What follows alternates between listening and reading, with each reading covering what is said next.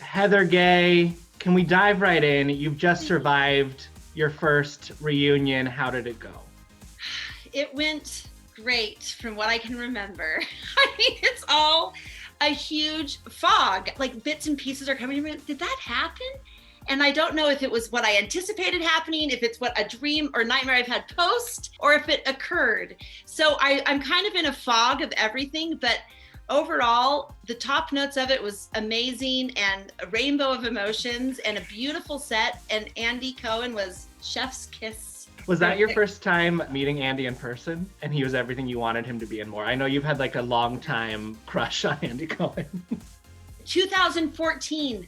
I posted a picture of him with just the caption, I love Andy Cohen. So this is, 6 years going. This is not a fly-by-night affection, if you will. So yeah, all of that I was totally starstruck and starstruck by the experience of it all. Okay, you called it both a dream and a nightmare. So there was good, there was bad. What can you tease me with? What's going to surprise the viewers about what goes down from what you can recall? I think just the level of emotion, like we got into it. We just really did. It was much more intense than I anticipated it being. I didn't realize how much kerosene was in the room. Well, the Instagram detectives were doing all their work that day and seeing who's unfollowing who's posting what cryptic thing. Was there more healing done or new drama started, or is it a combination? I mean, if I could remember, I would answer. I don't really know how to answer that because there was some resolution and there was some, ripping open of new wounds. For you personally, just your experience. Oh, I won, Bryce. I won the whole thing. You won the reunion. I won the whole reunion. I'm just kidding. No, that's not true. But did you walk away feeling like there was closure to things that you needed closure on, or do you feel like there are wounds still left open for you? I am a gaping open wound. There's no sutures in the world for the wound that I am. So yeah, I'm still definitely, limping through life. That's a hard one. You're gonna have to watch. I will be watching. I'm anxiously anticipating what does a Mary Cosby at a reunion look like, and I think there are a lot of questions about Mary people want answered, so hopefully we get some of those answered there. You'll see a lot. Mary spoke up. You'll see a lot from Mary, and none of us were singing Kumbaya, but I think everyone was heard. Everyone was heard. Some people were maybe hurt. Okay. We have a few weeks left of the show to watch, though, until we get those reunion episodes. When you look at this whole journey so far, I mean, it's kind of been wild. Overall, what's this experience been like for you? Is it everything you wanted it to be? It's been transformative. I've been reinvigorated with humanity and the community that's out there and the love and connections you can make through social media and through television. And so I feel like I have a new lease on life. And I feel hopeful and I'm emotional about it because I had resigned to just kind of, pedaling the back seat of the tandem bike for my kids and for my family, and so I never really thought that this opportunity and this type of chance would cross my path. So I feel grateful and I feel lucky. And it had to have been cool when Rihanna slid into the DMs and gave you the stamp of approval. It made me feel like, bitch, get your act together. You know what I mean? Like, don't let Rihanna down. Like, don't cry, I'm divorced, I'm Mormon, pull your panties up. Rihanna's watching, she's not gonna play. So yeah, that was huge. I didn't believe it, but once I've made sure and verified it was her, it makes me level up. I wanna level up a little bit. What did you message back to Rihanna? And how long did it take for you to message back? First of all, I Googled Instagram bots and how they work because I didn't want to expose myself unnecessarily. So I thought maybe I was being fished a little bit. And then she had said, I'm obsessed with you. And I just said, same. This is given, I am obsessed with you. And she DM'd me back kind of just a feminist punch in the arm. Listen, keep it real, keep it, and keep doing you. And you're on the right trajectory. And then I DM'd back I won't let you down, Rihanna. Yeah, you didn't send a thumbs up back. Camera. Whatever I have to do. In watching yourself back, have you learned anything about yourself? Yeah, I'm hideous, Bryce. That is not true. Heather, that is, take that. No. You are letting Rihanna down by saying that. Sorry. No, I've learned that I'm not very cool. you know, like I'm just like clapping like a seal and everything and cheering at everybody, and you know, and I love food. If I can make eye contact with her, I'll go over. Okay. If I can't, I'm gonna wait for my lollipop chicken drumsticks. I said when we started, this is kind of like an aggressive mirror. It shows you a lot. And the things that I thought it was gonna show me was not my love of meatballs. You know, it was not my inability to speak my mind, you know, so it's been fascinating to watch and cringy, for sure. It's cringy. But all those moments are the reason why everyone has fallen in love with you. You get that, right? That's the only icing on the cake, man. Otherwise, I'd be like, I'm out. Can't do it. Has watching the show back changed your perception of any of your co-stars? No, but I would be remiss if I didn't say that I gained deep respect for Meredith, because I feel like she really has opened up her marriage and her life, and I really was impressed by that and moved by it, by seeing the intimacies of her and Seth's relationship. And I love that couple. I love that way that they speak about marriage. I think it's healthy and progressive, and I'm into it. So that was surprising to me. Something that's been surprising to me is how quickly we moved on from the I don't know her of the early episodes. We have not moved on, Bryce. Okay, we have not moved on. We have not moved on. Bryce, we're gonna circle back. You know what I mean? Okay, is it in the episodes or at the reunion? Both? Reunion mostly. Did you bring any receipts of you knowing her? Because Lisa told me she had receipts of when she claims to have met you. Right. Yeah, we both had receipts. But okay. I already told you I won, right? So. You won? Okay. I'm picking up what you're laying down here. That to me is a housewife debate that will go stand the ends of time, because it is truly, we're both right. I mean, I can't recall a housewife show that started in the first episode with two feuds that are like on par with top level housewife feuds. I Don't Know Her and Hospital Smell. You guys came out the gate ready to play. I mean, I would watch. If I wasn't on it, I would watch. But yeah. You kept playing. We left off at the implosion of Jen at the at Coach Shah's birthday party. You're not afraid of her. No, not at all. Why would I be afraid of you? I'm not afraid of any of you. Just so Mary is crazy. Shut the up about Mary. Okay, Jen. Shut up about Mary. I don't give a Do you understand? Her. Has Jen always been this reactive, or are her reactions more than you anticipated filming the show? I thought she would hold back for cameras. I thought the pressure of appearing, I don't even know, just normal would keep us all kind of under wraps. But no, I have seen Jen react like that many, many, many times off camera. When she's upset, that's how she responds. Do you regret being a part of Whitney's delivery of the message at that moment, or do you think you being there actually helped the situation? Because Whitney was not at full faculty in that moment. You were good with Meredith and Lisa, right? Like you had a clean slate. Totally good. So I was really surprised to hear this week that maybe there wasn't a clean slate, because let me start over on this conversation. Listen, Whitney is my girl. There's no question about that. And I felt like a weird stage mom, like, you know your words. Remember, they called Mary. I was just like, I would have said, this isn't, let's abort, or possibly like what we really were trying to say, which we couldn't say, is the way you're reacting isn't just a problem for the inbreds. It's a problem for everybody, even the ones that you're trying to impress. So this is a universal issue that we want you to know about and address. So yes, we would redo the whole thing, but I would never not show up for Whitney, regardless of the outcome, ever. Who do you believe? Do you believe that they're afraid of Jen, or do you think Mary made that up, or is the truth somewhere in between? I think the truth is always somewhere in between, but I think you would have to be some sort of masochist to not live afraid of Jen's reactions. It's not a character flaw to be terrified. I think we're closer to the truth than we are a lie. Okay. Was this resolved at the reunion? Will we get an answer one way or the other on that front? No, because they're both right. Okay. You know? And that's what makes the great feuds of time.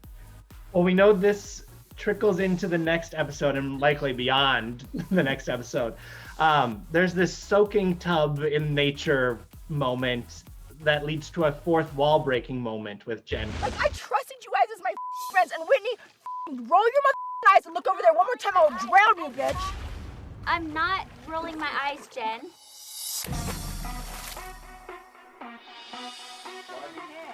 That's what happens when you film me in the bathtub. Were you surprised she took it to that place? Yeah, I was surprised that anyone, including Whitney, jumped out of that tub since it was middle of winter, 0 spray tan, 0 bubbles. Like Bryce, I was not getting out of that tub for anything. I didn't care if the hillside caught on fire. And still there, I had a robe and like a circle, shower curtain to get dressed in. So yeah, it's always shocking to me because I try to be a rule follower. I'm a people pleaser. So I love watching people that don't please. Live vicariously through them. Yeah. But you do have a real moment with Jen in that moment too, where you tell her, I am afraid of losing your friendship.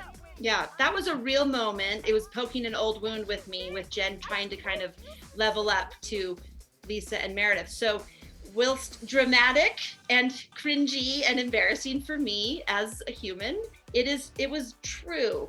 My whole life, I felt my friends trade up when the opportunity presented, and that's hurtful, and that never heals, I guess. I think a lot of people can relate to that feeling. What I'm picking up here is this through line of Jen, you seeing Jen as trying to impress the cool girls all season long, which is it's not something I had really picked up on until you say this. It's there for sure. We did see, kind of on that note of feeling like you're going to be left behind if someone trades up, your ex-husband appeared on the show, which I was not expecting to see him at all. Talk to me about what kind of convincing did it take to get him on board? There's the angel and the devil over his shoulder. I was glad for it because, he's the reason any of my life has existed. He's the reason I have these daughters, and he's the reason I'm so traumatized. There's all good. But I was shocked kind of too that he's just been unaffected by a lot of it. And it's just an interesting dynamic. So while he's not supportive of like my life choices, he'll always kind of show up for the girls in that capacity. So I was grateful in the long run because that's our life. So that's for good or bad. That's what my life is. He's in my life every day. So I remember on Watch Evans Live, you shared his initial reaction, I think, to the trailer coming out, which was real classy. Thumbs down. Has his perception changed at all, having seen your experience with it and the girls' experience with it? Seeing me kind of come out to the girls and talk about the divorce and seeing that raw side of my emotions, he reached out and texted me and was really kind and just said it was hard for me too, and I never wanted to destroy, our plans. And I think that was hugely positive because we don't speak of things.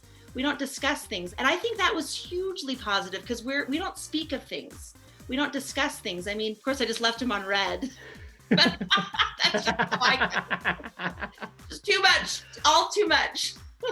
Well, we saw you dip your toe back into dating. We'll use the term dating. I don't know that we really saw you go on a date.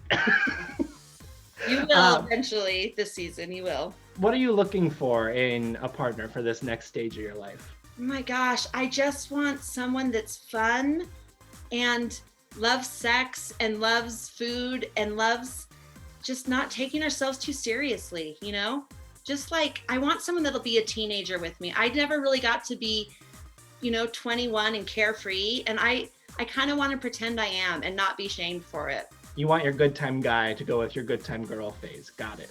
Honor code. Where is he? That's exactly what I want. Do you feel like you can find that? Yeah, especially after watching 90 Day Fiance. I feel like if I can really throw some money around, I can find someone that just wants to, get a fancy watch, show up. We don't even have to communicate much. We can speak in tinted sentences, but I'm into that, Bryce. That's kind of the level that I'm looking for. Okay, I'm going to say don't do that. That's my baseline. That's the type of commitment I'm interested in. Let's just, 93 Day Fiance is real dark. I don't want you going. Sorry, that's how I live. In these last few episodes, we are headed on a trip, Las Vegas. Yes. What happens in Vegas does not stay in Vegas. It gets broadcast on TV for millions of people to see. What are we going to see in Vegas? More drama than fun. More drama than good times. Good time girl didn't get to really spread her wings in Vegas, unfortunately. When I think back to the trailer, I believe there's a moment where Lisa corners you and Whitney, and it says, I hold myself to a high standard. If you don't want the same standards, go away. what can you tell me about that moment? Well, Lisa was, teaching us, much as she teaches her family, how to be better. And Whitney and I were listening. But it was, Lisa became the peace broker in that moment of everything going on. And we're in trouble when Lisa Barlow is the voice of reason. I'll tell you right now, I'll just go on record saying that. So it definitely took a turn in Vegas at some point. I was going to say, that does not feel like a peacemaking moment. So the fact that that is the peacemaking moment is quite something. So that's her building a bridge, Bryce. She was building a bridge. Who is involved in the drama that she was trying to fix? All of us. Every Everybody. single one of us. Is Mary on this trip to Vegas? I was looking at the footage and I could not find her. Mary did not come to Vegas. She opted not to come wisely. But we do call her, while we're there, and Lisa's in touch with her too. Is that who in the trailer you are FaceTiming with someone in a hotel room and you're like, she is like lying to us all? Oh no, I was talking to my friend Angela, who's mutual friends with me and Lisa and knows everyone on the cast. Okay, you were getting a someone outside of the circle that can speak to the circle. Third party. Maybe not that objective. They know everybody. So someone that would agree with everything I was saying. I chose to call, basically. And everybody is anxiously anticipating news of a season 2, which I know we'll have to wait a minute till we hear anything. Seems safe to say we'll get one, but should we get a season 2? What would you like to explore in a second season of The Real Housewives of Salt Lake City? 90 Day Fiance, man. I would like to have a love. I would like them to cast a love interest for 12 That's weeks. not how this works. I would like to feel like someone is in love with me for 12 weeks. And I want to make out and go on dates on camera and then have them ship off to a soap opera in Venezuela or something later. I don't care. But I would love to, I feel like for the first time I'm kind of living authentically. So that might allow myself to attract, a partner. Do you feel like the show helped you live authentically? Forced me to. Helped is like a fire hose for a drink of water, Bryce. Forced me to live authentically, as it should have. And how sad for me that that's what it took. But I have to be honest, that's what it took. But also how great that it happened. True. And has the reaction from the Mormon Church been better, worse, or not at all what you expected it to be? It's been exactly what I expected it to be, and it's been bad. And how does that impact kind of your, I guess more your daughter's relationship with the religion? Yeah, in a way, it makes it easier to walk away. You know what I mean? It's like when you break up with somebody and then they're a dick, you're like, okay, I was onto something, So there's an element of that I'm grateful for because it allows me to distance.